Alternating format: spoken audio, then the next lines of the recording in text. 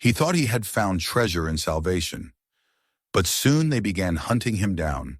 A night attack, secret heirs, and a choice that will change everything.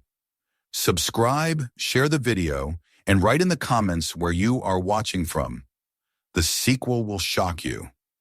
The days that followed Mark's discovery blurred together, at first in a haze of disbelief, then in a feverish routine that seemed to consume every corner of his life. The crates, the gold, the letters, everything he had unearthed inside that rusted container still felt unreal, yet they had become part of his world with a weight that was impossible to ignore. Weeks had passed, then months, and on the surface his life seemed to have improved. The debts that had haunted him for years were gone. The letters with red warnings no longer piled on the dresser, and for the first time in his adult life, Mark had paid every bill without fear. His wife noticed the difference. He no longer avoided the kitchen table when the envelopes came in the mail, no longer carried the heaviness of shame in his eyes every time she glanced at him. He even managed to repaint the apartment, covering years of peeling paint with a fresh coat of color, and bought their daughter a new phone, the kind she had always envied her friends for. From the outside, the transformation was undeniable. Mark looked healthier, walked straighter, and his family had begun to loosen the constant tension that had filled the household for years. Yet underneath it all, a new and darker shadow had taken root. The treasure that had rescued him from despair had not freed him. Instead, it clung to him, whispering to him in the silence of the night, drawing him again and again to the garage where he had hidden the crates. It was not greed, not exactly. It was something deeper, more consuming, as though the relics of that forgotten family had reached through time and bound themselves to him. Every night when the apartment finally hushed and his wife and daughter slipped into sleep, Mark would find himself slipping quietly from bed. He would pad across the cool floor, careful not to make a sound, and unlock the door to the garage. The smell met him first, a mingling of dust, oil, and the faint metallic tang of old coins. He would kneel before the boxes, open them one by one, and let his hands sift through the coins and goblets, the brittle letters and fading photographs. Sometimes he only sat in silence, staring at them as though they might vanish if he looked away. Other times he unfolded the same pages again and again, lips moving silently as his eyes retraced the trembling handwriting of people long dead. He told himself it was curiosity, an attempt to understand what he had inherited by accident. But in truth it was compulsion. He could not stay away. The nights became heavier with visions. At first they came as dreams, fragments of half-formed images that slipped into his mind while he slept. He saw faces pale, sepia-toned, framed in old-fashioned collars and dresses. He saw men in uniforms with stern eyes, children with solemn expressions, women clutching each other's hands as though bracing against some unspoken fear. In the dreams, their eyes were always fixed on him. Sometimes they watched him silently. Sometimes they seemed to follow him through endless corridors of shadow, their mouths moving without sound, as if pleading or warning. Mark would wake drenched in sweat, his heart pounding, the shapes of those forgotten lives still etched in his vision. On one particular night, the dream shifted. It was no longer a collection of faces, but a scene. He saw a family hurriedly loading a cart under the pale light of dawn. The crates, those same crates he had pried open, were being stacked at the edge of a barn. The men spoke urgently, their movements hurried, while the women clutched children close to their skirts. Then the cart rolled away, leaving the boxes behind, as if abandoned in desperation. When Mark jolted awake, the image clung to him with such clarity that he sat up for hours, trembling in the dark. He told no one. His wife sometimes stirred beside him, half awake, and asked if something was wrong. He would simply say he couldn't sleep, and she would sigh and roll over. But he saw the suspicion in her eyes during the day. She noticed the way he stared into space, the way he spent hours locked in the garage, the way his shoulders tightened whenever the subject of money came up. He had given her stability at last, yet with it came a distance she couldn't cross. The sense of being watched did not end with dreams. It crept into his waking life with small, almost imperceptible details. One morning, as he walked into the garage, he noticed the lock on the door seemed slightly twisted, as if someone had tested it. Another time, He found the door itself left ajar, though he was certain he had pulled it shut the night before. At first, he dismissed it as forgetfulness, but unease grew. He began to check the windows at night, glancing through the blinds to the quiet street below. That was when he saw the car. It was parked across the road, its engine off, its shape cloaked in darkness. The first time, he thought it belonged to a neighbor, but then it appeared again the following night, and again the night after. Its headlights never turned on, and its outline seemed always aimed at his building. When he finally stepped outside, heart pounding, the car was gone, rolling silently into the dark as though it had never been there. His wife asked why he was suddenly awake so often at odd hours, why he stood at the window with such intensity. He brushed her off with excuses, claiming he was restless, that he couldn't sleep, that he was thinking about work. But the truth burrowed deeper with every passing night. He was not alone in what he had discovered. Someone else knew. Someone was out there watching, waiting. Mark returned to the letters, desperate to find something that could explain the unease gnawing at him. He read them more carefully than ever, tracing each line with trembling fingers. The letters spoke of family matters, of disputes and sorrow, of lives that had already seemed fraught with misfortune even before their possessions had been abandoned. But now certain names began to stand out, repeated across documents with insistent regularity. He followed the pattern like a thread, each letter weaving a clearer picture of a lineage that stretched back generations. The surname appeared again and again, etched in elegant script, stamped on deeds, signed beneath contracts. One man in particular seemed to have been the last to carry the burden of the family's fortune, though the final letters hinted at tragedy, at loss, at a fate that dissolved into silence. Mark felt the weight of it pressing against him as he leaned back in his chair. The crates had not been discarded at random. They were hidden, sealed away, buried under junk to mask their worth. And now they were in his possession, binding him to lives that no longer had a voice. Yet the shadows of those lives seemed to reach for him, not with gratitude, but with demand. The garage grew colder that night. Mark sat with the letters spread around him like a circle of ghosts, his breath fogging in the chill. Though outside the night was not so bitter, the sensation was unmistakable, a presence, unseen but close, lingering in the corners of the room. He rose suddenly, heart racing, and shut the boxes again, pushing them back into their hiding places. For the first time since he had claimed the container, he did not feel like the owner of a fortune. He felt like a trespasser, caught in a place he had no right to be. When he returned upstairs, the apartment was dark, quiet, safe. His wife stirred in her sleep, murmuring softly. Their daughter's door closed with the faint glow of a lamp beneath it. He stood in the hallway, listening to the silence of his own home, and yet he could not shake the sense that the silence was fragile, already cracking under the weight of secrets that could not remain hidden forever. It was in that silence, broken only by the distant hum of the refrigerator and the tick of the clock, that Mark understood the truth he had been avoiding. His discovery was not a miracle, not a gift. It was a summons, a thread pulling him into the lives of strangers long gone. And now, with the shadows thickening around him and the unease growing sharper each night, he could feel it beginning. The past was not done with him. He stood at the window once more before returning to bed, peering out into the darkness where the street lay empty. For the moment, the car was gone, but the fear it left behind lingered like a scar. As he finally closed the blinds, a thought chilled him to the bone. What he had unearthed inside that forgotten container was not simply treasure. It was the beginning of something he did not yet understand, something that would not let him go. And with that thought, sleep came fitfully, dragging him once again into the realm of shadows where the faces of the dead waited for him to make his choice. Morning did not bring comfort. The shadows of the night had left their mark, and when Mark rose from bed, he carried them with him into the pale light of day. He moved through his routine as if by instinct, brewing coffee, buttering toast, exchanging the quiet pleasantries of a household at the edge of waking. His wife watched him with eyes that lingered too long, as though she sensed the unrest beneath his skin, but she said nothing. His daughter left for school, her bag slung across her shoulder, her expression already distant in the way of teenagers eager to be anywhere but home.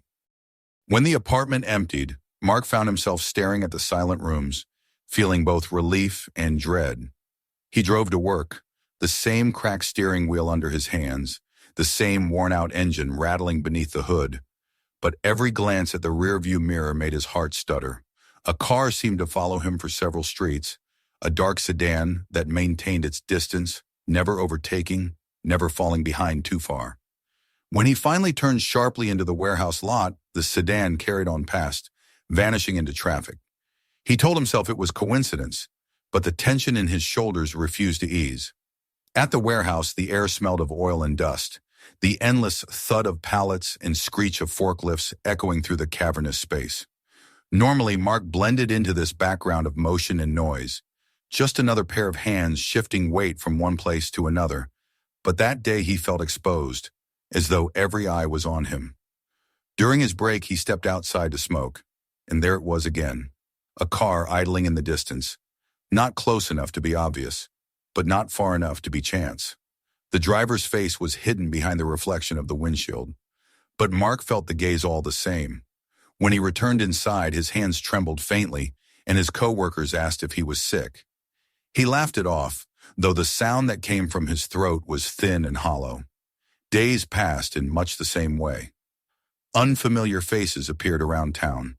Men who lingered too long in diners without ordering, who browsed hardware store aisles without buying, who stood at gas stations with empty expressions. Sometimes they were dressed sharply, in pressed suits that looked foreign to the tired streets of Mark's town. Other times they were in rugged jackets, boots thick with mud, like men who traveled long roads with little patience for comfort. Always their eyes seemed to hold something too focused, too aware. Once, when Mark walked into a grocery store, a man followed a few steps behind, picking up nothing, merely shadowing his movements until Mark left. At first he thought he was imagining it, that his sleepless nights and guilty conscience had made him paranoid. But then small proofs began to surface. One evening, he entered the garage and immediately felt it. Something was different. The boxes looked undisturbed, the crates where he had left them, but when he opened the lid of one, his stomach dropped. A pouch of coins was missing. He knew exactly where he had placed it, tucked beneath folded cloth, heavy with the weight of history. Now it was gone. He searched frantically, opening every crate, spilling contents onto the concrete floor, his breath coming in sharp gasps. Nothing else was missing, only that single pouch, but its absence screamed louder than any theft could. Someone had been here. Someone had touched the treasure he had kept hidden, and that meant his secret was no longer his alone. That night, his wife mentioned something that chilled him further. She said the doorbell had rung late, well past midnight, while Mark was at the window again, staring into the dark. She had gone to the intercom, but no one answered, only silence on the line. When she looked out the window, the street was empty. She had gone back to bed, unsettled but unwilling to disturb him. Mark listened, his blood cold, and nodded as if it were nothing, but inside his fear sharpened. The following day, his daughter came home, pale and unsettled. She said she had seen a man near her school, standing by the fence, watching her as she left with her friends. She had walked faster, then ran, certain she was being followed, though when she glanced back he was gone. Her voice trembled as she told the story, and Mark felt rage coil inside him, a helpless fury that someone had dared to bring the shadow of danger near his child. He tried to reassure her, but his words sounded hollow, even to his own ears. Unable to contain the pressure inside him, Mark returned to the letters once more. The pages that had once seemed like curiosities now felt like lifelines, keys to understanding why this was happening. Night after night, he spread them across the desk, tracing the faded ink, hunting for meaning. It was then that he noticed the pattern he had overlooked before.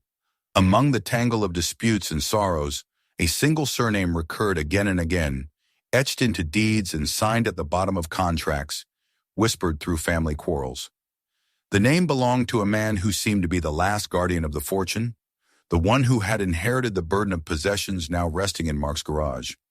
The letters grew fragmented near the end, the handwriting more hurried. as though written in haste or under duress. The trail simply stopped, dissolving into silence, but the name remained imprinted in Mark's mind like a brand. He sat for hours, repeating it to himself, feeling its weight. Whoever this man had been, he was the thread that tied all of this together. If his bloodline continued, then somewhere out there were heirs with a claim to the fortune Mark had stumbled upon. And if the strangers who lingered around town were seeking anything, it was this: the legacy of that name, the remnants of a family that had hidden its wealth only to vanish into history. The night pressed against the windows, and Mark leaned back in his chair, exhausted. Around him the coins gleamed dully in the lamplight, the goblets tarnished but ornate, the photographs watching him with eyes that seemed to pierce through time.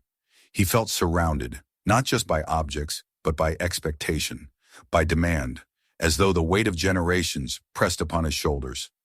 Outside, a car engine rumbled briefly before fading into silence.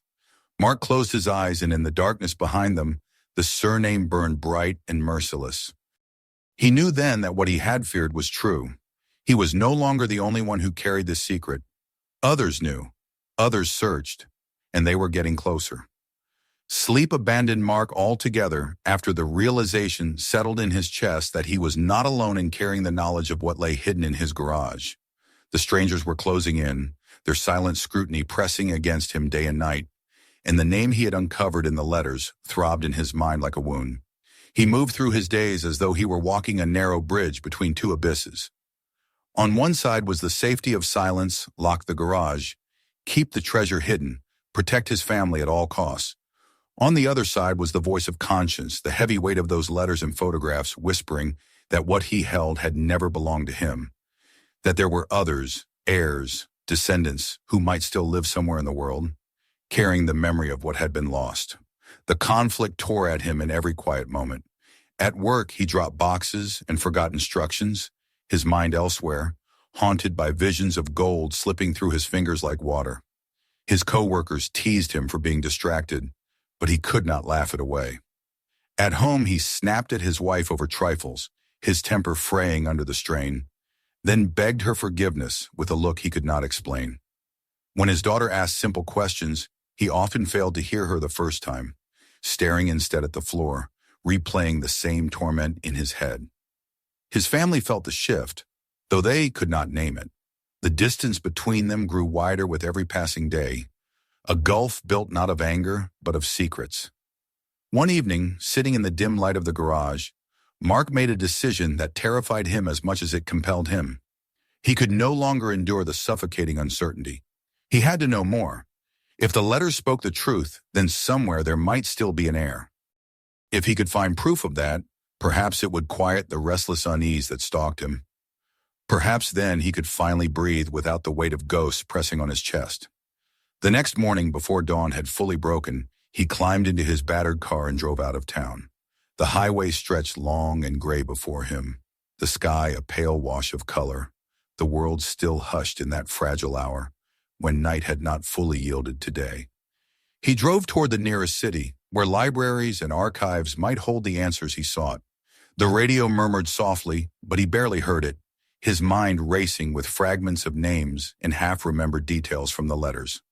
The library smelled of dust and paper, a place where time itself seemed to pool in the corners. Mark spent hours hunched over yellowed records, tracing faded ink with a finger that trembled from exhaustion. He found deeds and contracts that confirmed what he already suspected. The family whose treasures now sat in his garage had once been powerful. Their name carried weight across counties. They had owned land, houses, even businesses. But then the records grew darker. Court cases, disputes, debts, betrayals, all scrawled in the careful handwriting of clerks long dead. It was a family unraveling, torn apart by greed and conflict. One set of documents spoke of properties seized under murky circumstances, of wealth drained by endless litigation until nothing remained but the artifacts now hidden in Mark's crates. Yet among the decay of records, one name continued to appear. The same surname he had already discovered, tied always to the last surviving branch of the family. In one brittle newspaper clipping, he found mention of a man with that name fleeing overseas after losing a bitter case. The article was vague, almost cryptic, but it suggested that the lineage might not have ended. Somewhere beyond oceans and decades, descendants could still be alive. The thought left Mark shaken.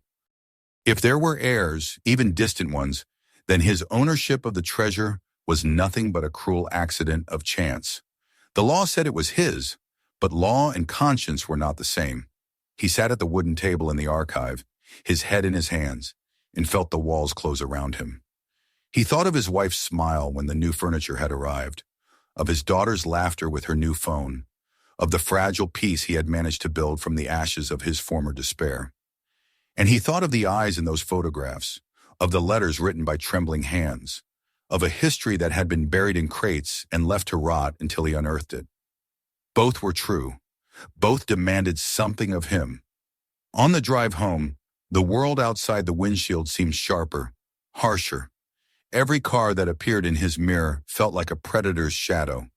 Twice he was certain one vehicle was following him. A black SUV stayed behind him for miles, never too close, never too far, its tinted windows concealing whoever sat inside. Mark's palms sweated against the steering wheel, his chest tightening with each passing second. Then, without warning, the SUV turned off onto a side road, leaving him gasping with relief. But the sense of being hunted did not fade. It clung to him, lodged in his bones. When he finally pulled into his driveway, the sky was already darkening, and the house looked smaller than ever, fragile against the encroaching night. He sat in the car for a long time, staring at the windows glowing faintly with lamplight, knowing his wife and daughter were inside, safe for now. Yet he could not shake the image of strangers watching them, waiting for him to slip, to falter, to give away the secret. The gold had been hidden for a reason. Someone had gone to great lengths to bury it beneath dust and decay. And now that he had disturbed it, he had not just inherited its value, he had inherited its curse. Inside, his wife greeted him with a tentative smile, but he barely returned it. He excused himself quickly, retreating once again to the garage, where the crates stood in silence.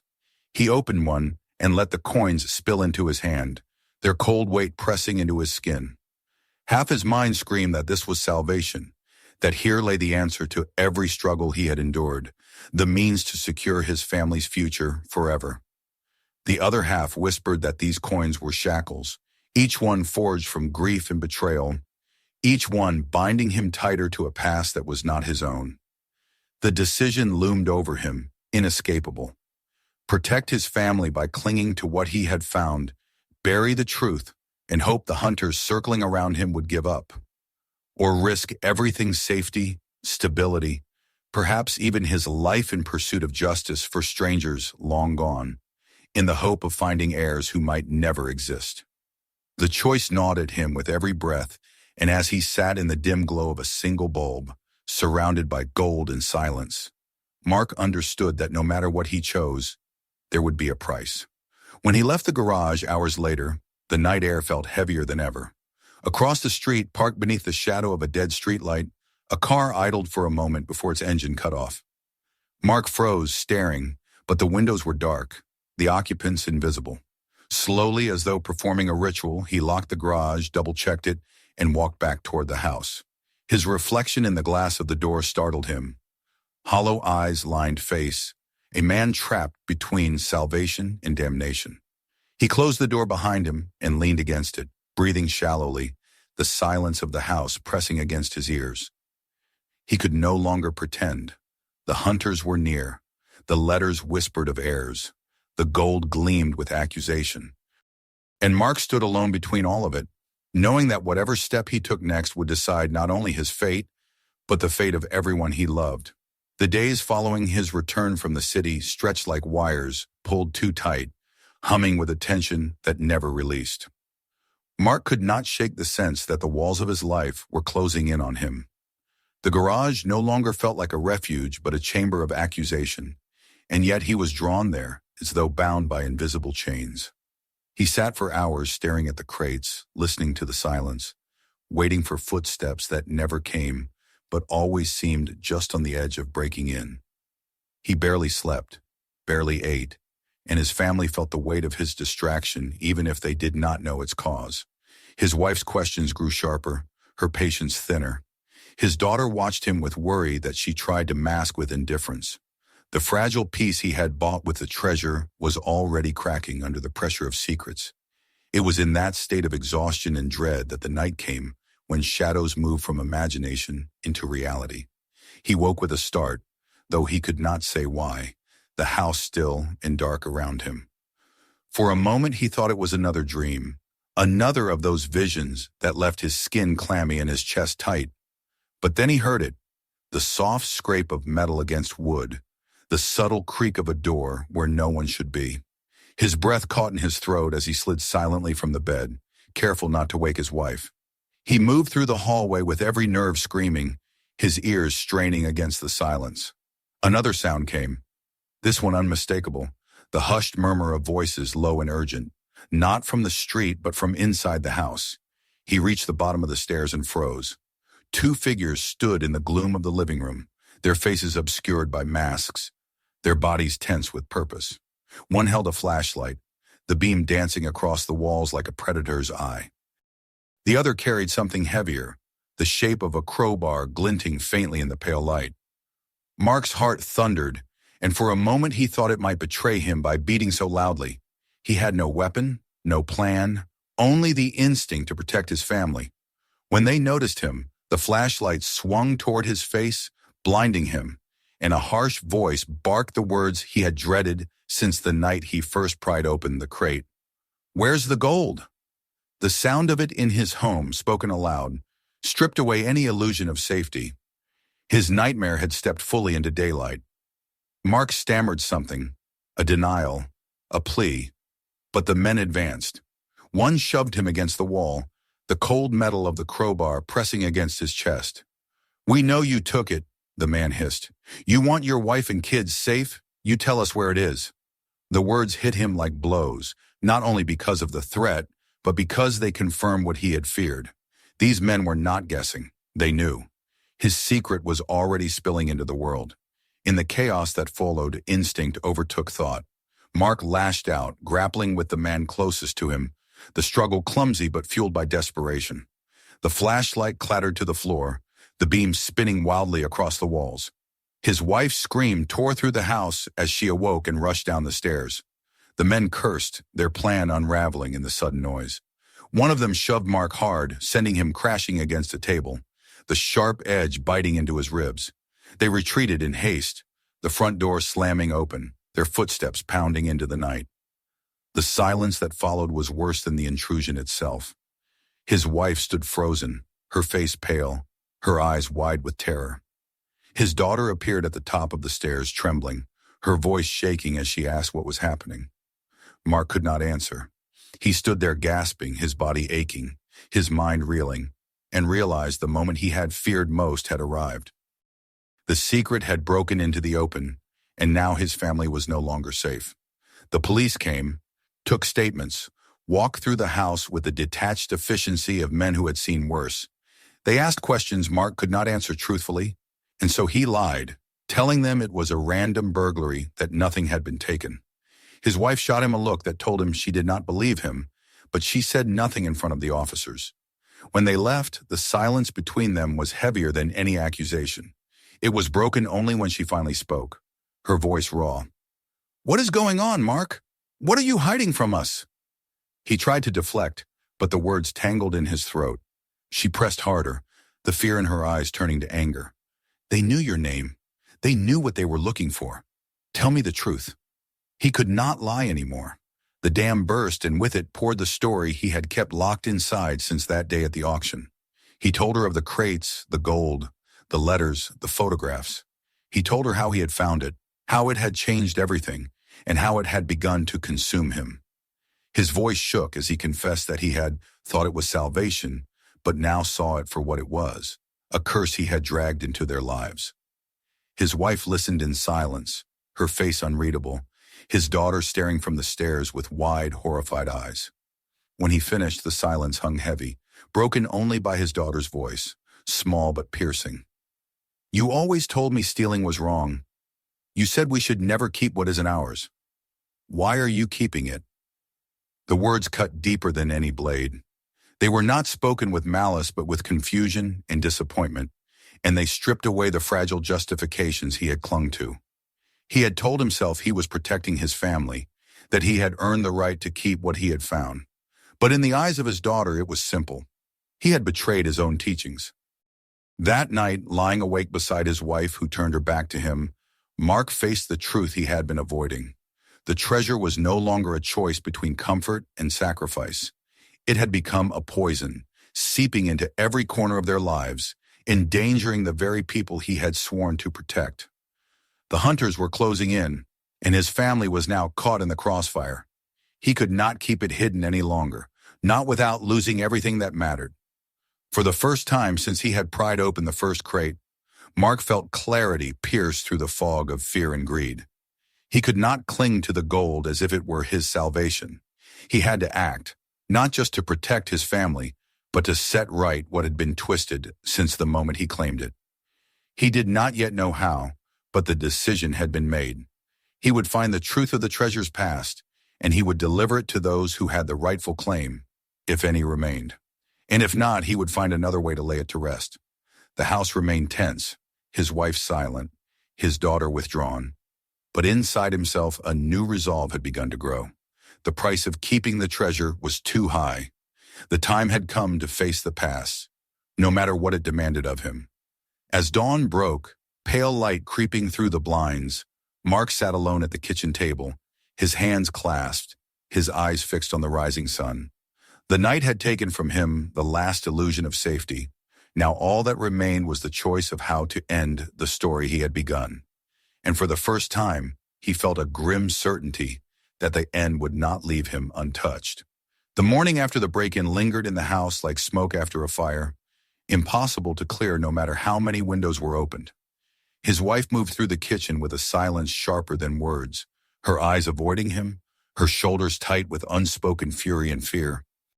His daughter kept to her room, music muffled through the door, her footsteps careful, as though she no longer trusted the floorboards not to betray her presence. Mark sat at the table, the newspaper open before him, but unread, his coffee growing cold. The world outside continued its rhythm, the hum of traffic, the laughter of children on their way to school, but inside their apartment time had curdled into something heavy and brittle. He knew that if he did not act soon, he would lose them both, not to violence from strangers, but to the slow erosion of trust. The decision that had germinated in the dark hours after the attack hardened into resolve. He could not hold the treasure any longer, not without destroying the very things he had hoped to save. It had given him a brief reprieve from despair, had bought comfort in dignity, but now it had become a beacon drawing predators to his door. If he clung to it, the next intrusion would not end with slammed doors and shouted threats. The next time, someone would bleed. He could not allow that to happen, not to his wife, not to his daughter. But giving it up was not so simple. The law was on his side. Technically, the contents of the container were his.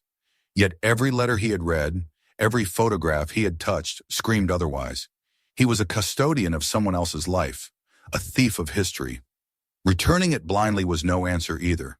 Not when so many hands were already reaching to claim it, hands that might twist it into greed and corruption once more.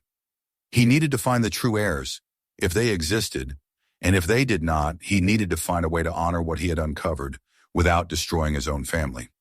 The first step was to confirm whether the surname that haunted him still lived on in the world.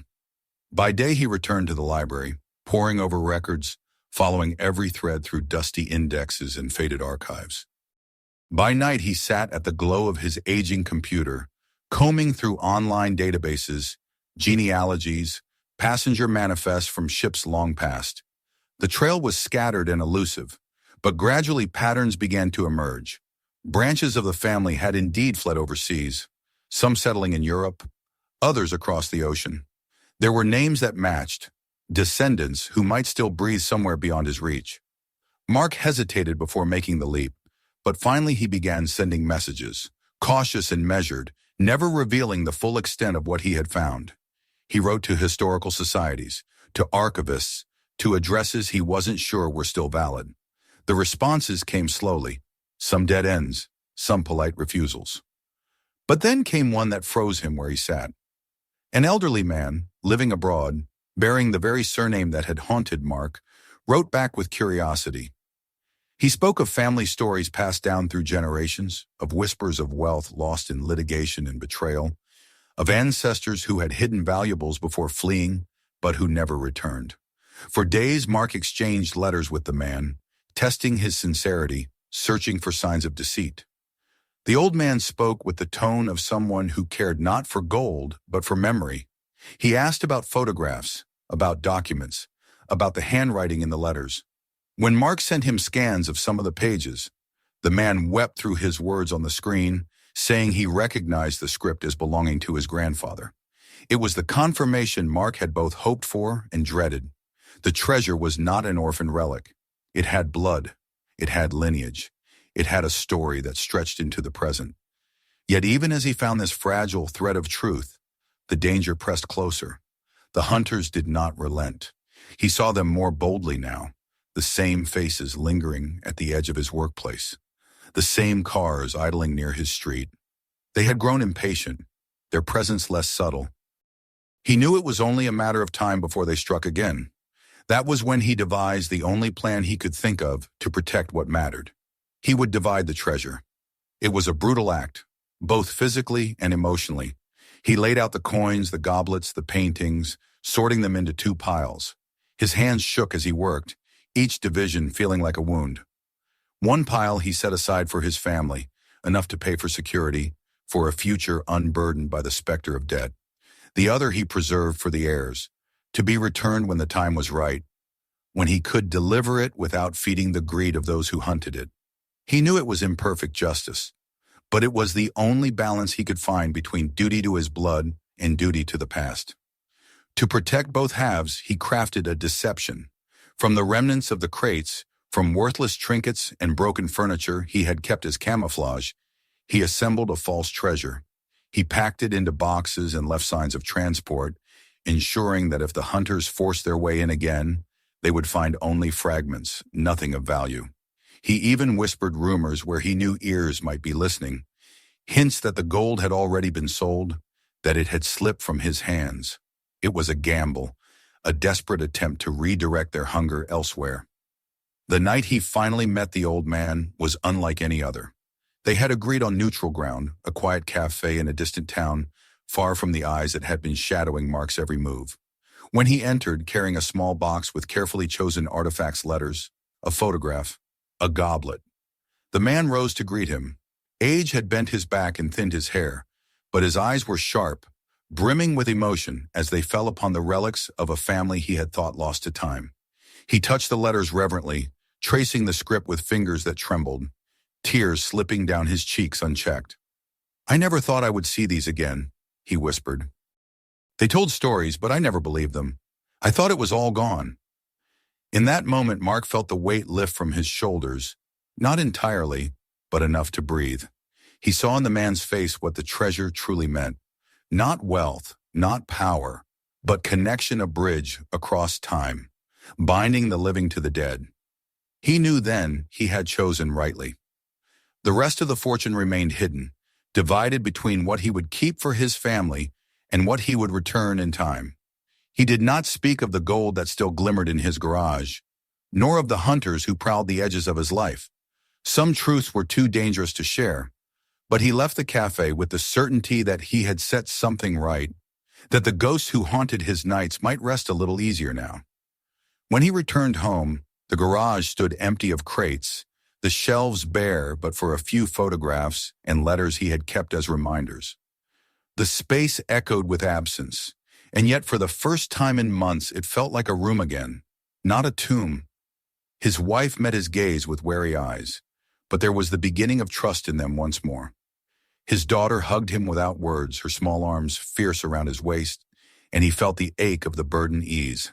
Still, he knew it was not over. The hunters might return, suspicion might never vanish, and the secret he carried would remain part of him for as long as he lived. The treasure had bound itself to his soul, not with gold or silver, but with the story it carried, the choices it forced him to make. He could never be entirely free. Late that night, As the house slept and the world outside hushed, Mark stood alone in the garage. The empty shelves seemed to breathe, the silence deep and alive. He closed his eyes and let the memory of coins and goblets fade into the dark. The past would always be with him, but it no longer owned him. And in that quiet, he understood at last what the treasure truly had been. Not salvation, not ruin, but a test. A test of greed, of conscience, of the fragile balance between the living and the dead. He had paid the price, and though it had scarred him, it had also given him something no gold could buy the chance to choose, to be more than the man who once stood on the edge of despair. The fate of the treasure was sealed, but the fate of Mark remained unwritten, shaped forever by the ghosts of the past and the fragile hope of the future. Don't miss what happens next. Hit subscribe right now so you never miss another unbelievable story. Tap the bell to be the first to see the next shocking discovery. Still curious? Watch the next video on your screen and uncover even more secrets you won't believe. And if this story stunned you, share it with your friends. Let them see the truth hiding in plain sight.